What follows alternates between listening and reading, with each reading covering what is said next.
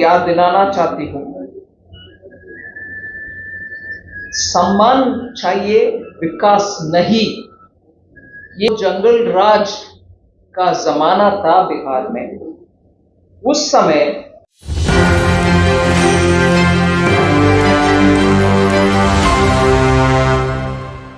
नमस्कार, मेरा नाम सतंजन, आप देख रहे हैं एक न्यूज़ 24। आज भारत सरकार के केंद्रीय मंत्री निर्मला सीतारमण बिहार के दौरे पर थे। उन्होंने प्रधानमंत्री नरेंद्र मोदी के 10 साल के जो कार्यकाल हैं, उन्होंने आंकड़े के साथ डेटा एक एक करके प्रस्तुत किया। मीडिया से बातचीत किया उन्होंने और एक एक करके मोदी सरकार के 10 सालों के आंकड़ों को गिनवाया। पहले आप हमारे वीडियो के माध्यम से सुनिए निर्मला सीतारमण क्या कुछ कह रही है।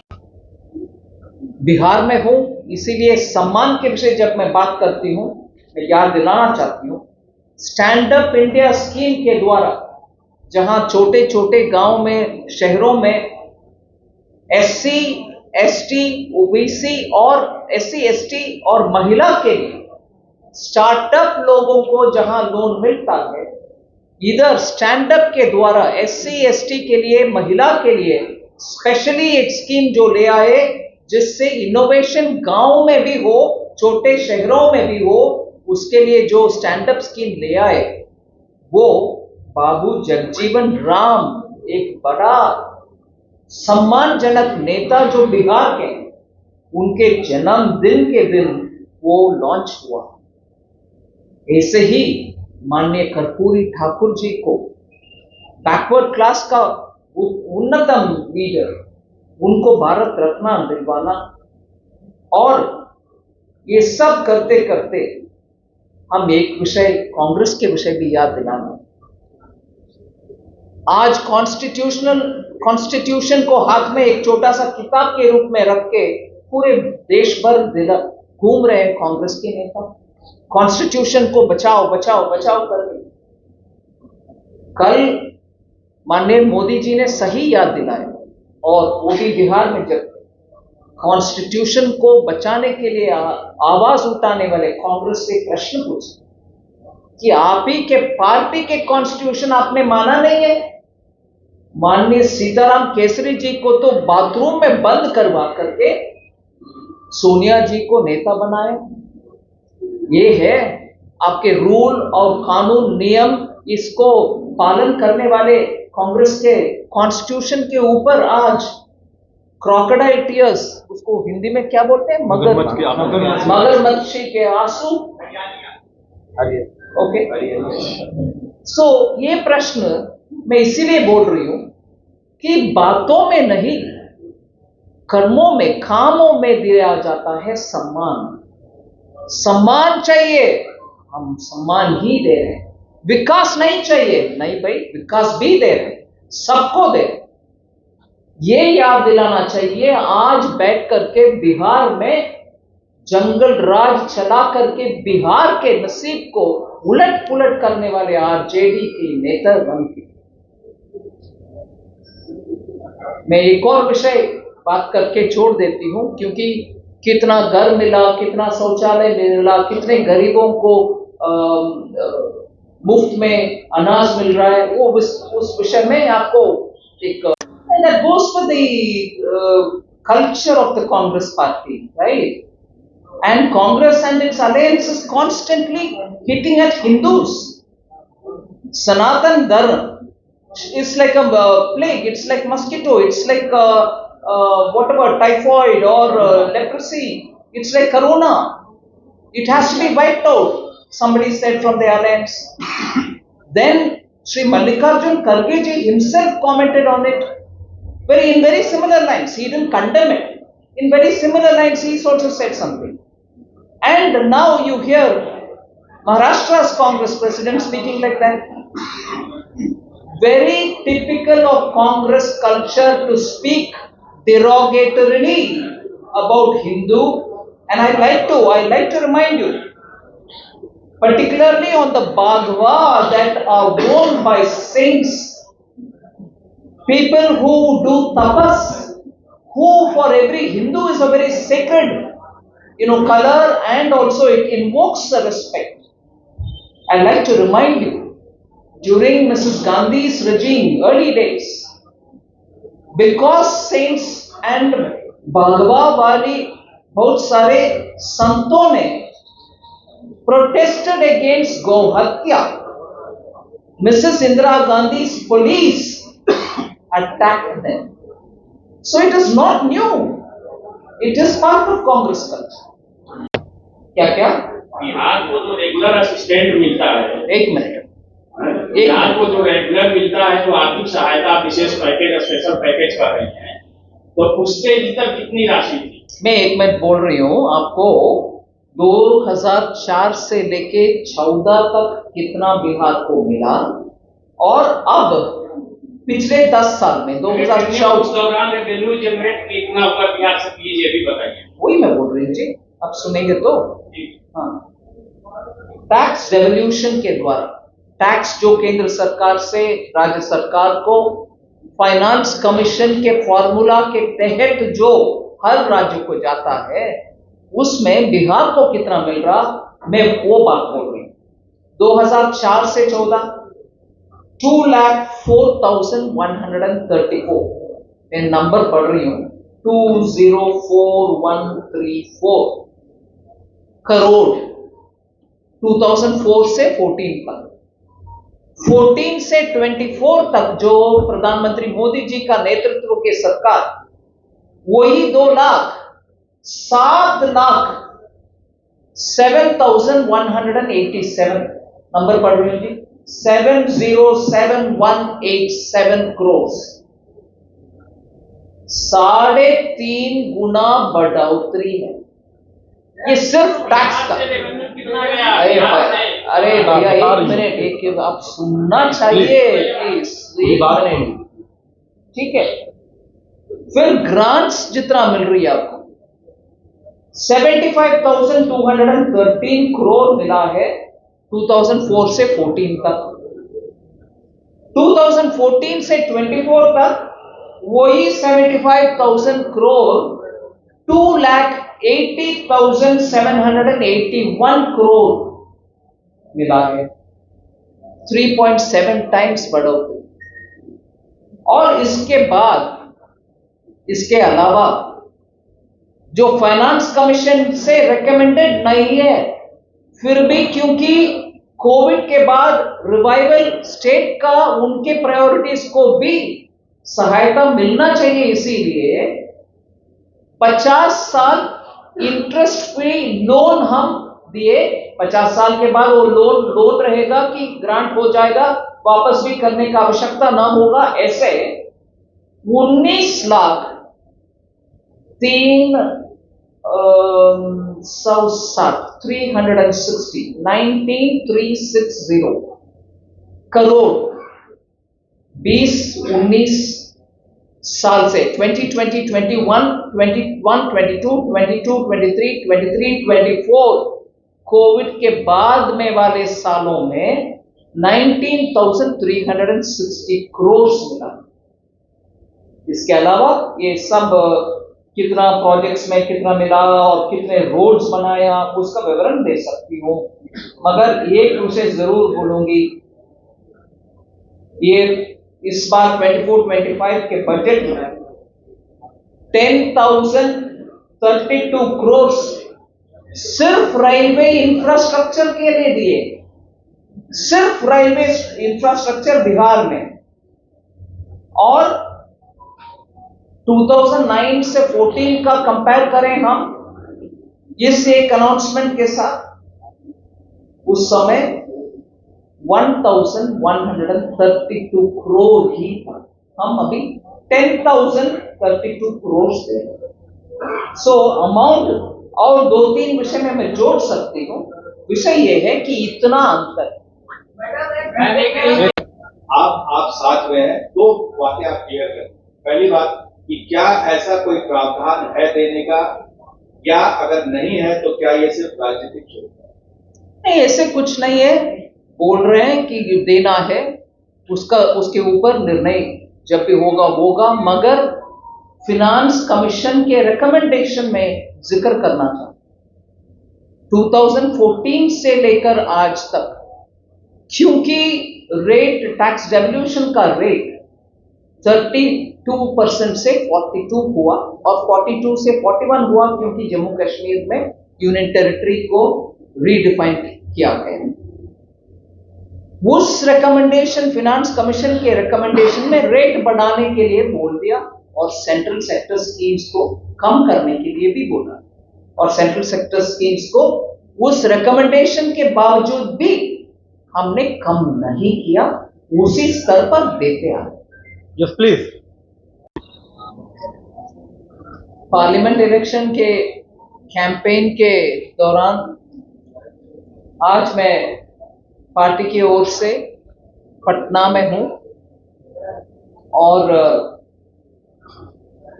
बहुत सारे विषय कैंपेन के दौरान आपको मिल गया होगा, मगर ये जरूर मैं उचित समझा कि 2-4 विषय आपके सामने रखूं और फर्स्ट टाइम वोटर्स को याद रखते हुए और उनके लिए, उनके इंफॉर्मेशन के लिए, जिस काल में उनका कोई अनुभव नहीं है या शायद उनका जन्म भी उसके बाद में हुआ, जंगल राज के बाद में हुआ, ऐसे बिहार के जंगल राज से बाहर आने के लिए कितना मेहनत करना पड़ा और उससे बिहार का क्या नुकसान हुआ, उसके ऊपर मैं थोड़ा विषय रखना चाहती हूँ। आता है आम आदमी के आमदनी तक उसका असर पड़ता है। लॉ एंड ऑर्डर के द्वारा तो मर्डर, खून, हत्या, रेप ये सब होता, वो भी भयंकर है, मगर पर कैपिटा इनकम के विषय में आप जरा सोचेंगे, यही है अंतर। मेहनत के बाद 2002 से 37,000 तक जहां पहुंचा, अगर रेगुलर लॉ एंड ऑर्डर उस समय भी रहता 95,000 तक बिहार के इनकम, पर कैपिटा इनकम हो जाता। अभी उसी जो सम्मान चाहिए, विकास नहीं बोलने वाले, तब बोलने वाले आज भी क्या भाषा बोल रहे हैं जी? फुल रिजर्वेशन हम देंगे माइनॉरिटीज को, जब रिलीजन आधारित रिजर्वेशन हमारे कानून में, कॉन्स्टिट्यूशन में अनुमति नहीं। इसका मतलब ये हुआ कि एससी, एसटी, ओबीसी से छीन करके रिलीजन आधारित रिजर्वेशन देने के लिए एक क्लियर प्लान के साथ चल रही है इंडी अलायंस।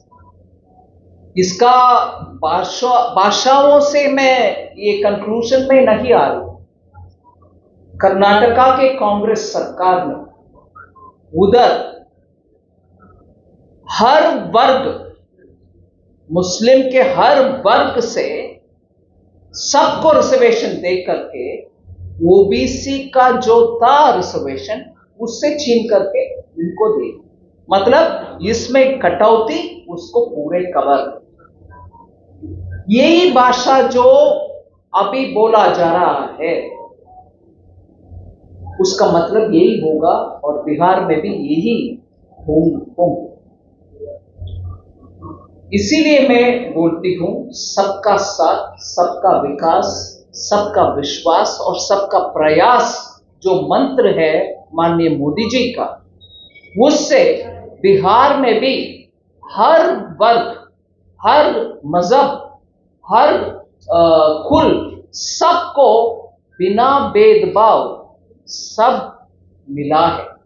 बिजली हो, पानी हो, सड़क हो, शौचालय हो, घर हो, मुफ्त अनाज हो, सबका सब हम देते आ रहे हैं। इसलिए जब माननीय प्रधानमंत्री जी बोलते हैं सबका साथ, सबका विकास, उसमें सम्मान भी है और विकास भी है।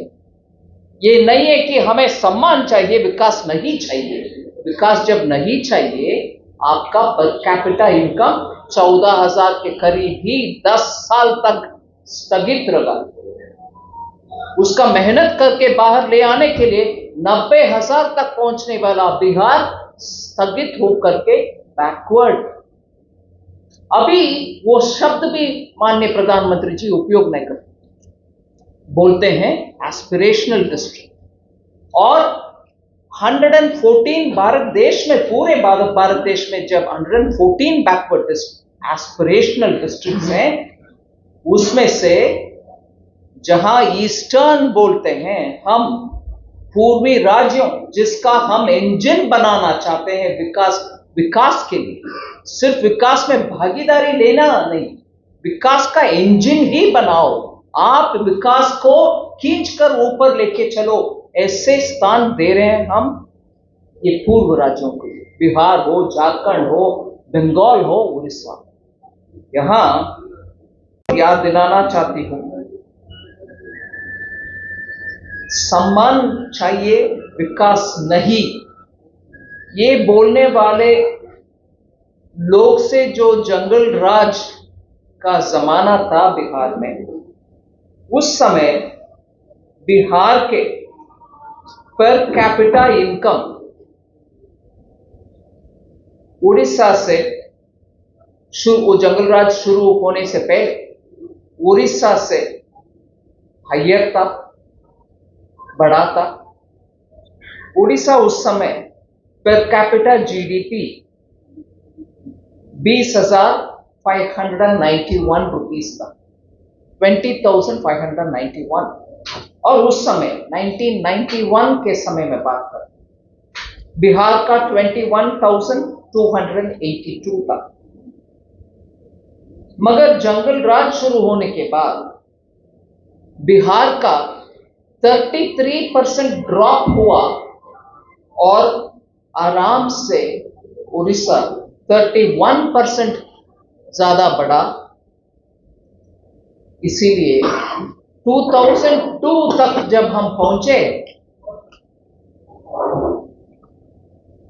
बिहार का पर कैपिटा इनकम, वो जो मैंने कहा 21,000 कुछ, उससे कम होकर के 14,209 तक पहुंचा। उस 10 साल जंगल राज के कारण पर कैपिटा, हर व्यक्ति का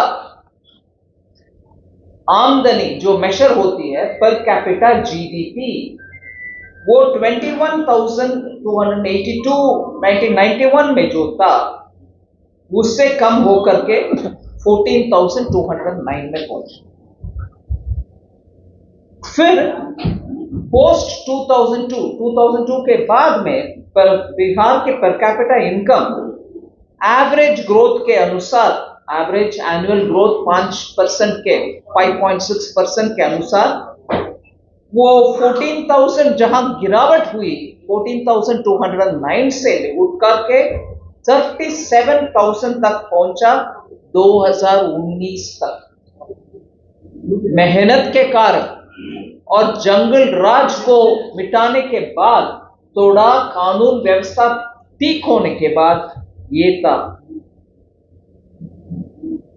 मगर इसी 5% का ग्रोथ अगर वो कालखंड में, अगर 1980 से 91 से लेकर के 2002 तक वही 5% के अनुसार हम कैलकुलेट भी करें, बिहार का 2019 जहां हम मेहनत के बाद 37 तक पहुंचाया, अगर उस जंगल राज ना रहते, बिहार का पर कैपिटा 95,313 तक पहुंच गया होगा 2019।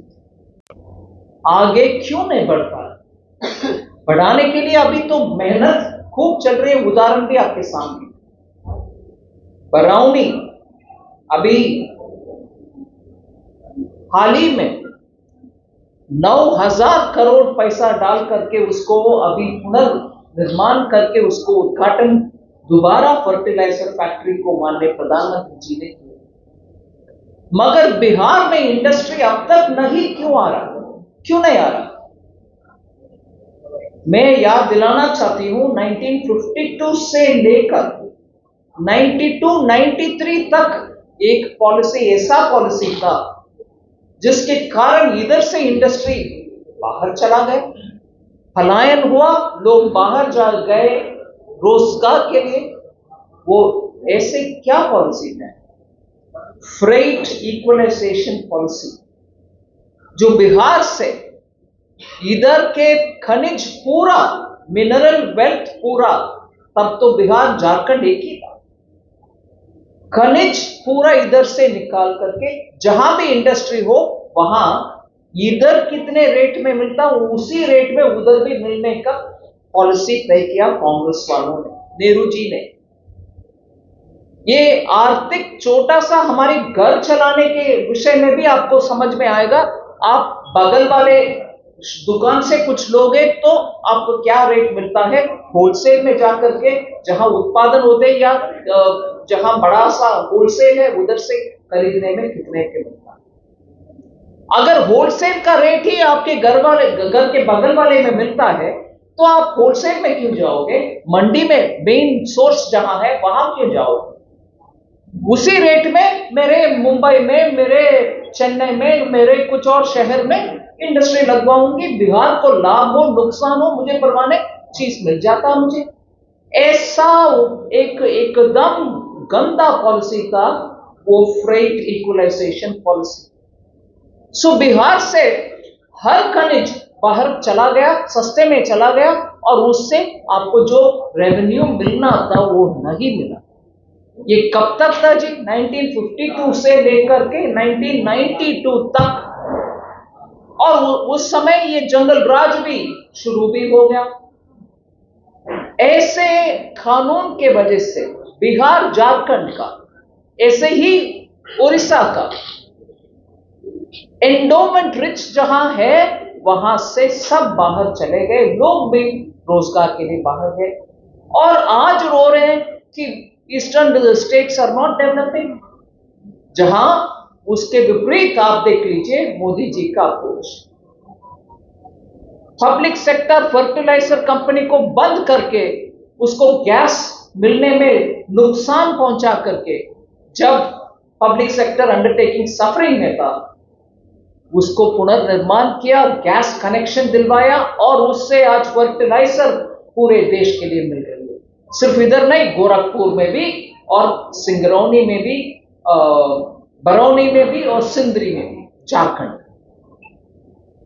और आज हम बोल रहे हैं, स्पष्ट बोल रहे हैं, और मैंने वोट ऑन अकाउंट वाले बजट 1 फरवरी 2024 के दिन में भी पार्लियामेंट में बोला, हम 2047 को विकसित भारत को निर्माण करने के लिए सबका साथ सबका प्रयास के साथ जब जा रहे हैं, हम मानते हैं पूरे ईस्टर्न स्टेट्स को इस विकसित भारत के यात्रा में वही इंजन बनेंगे, उनके ताकत में आगे बढ़ेंगे। हमारी अप्रोच यही है।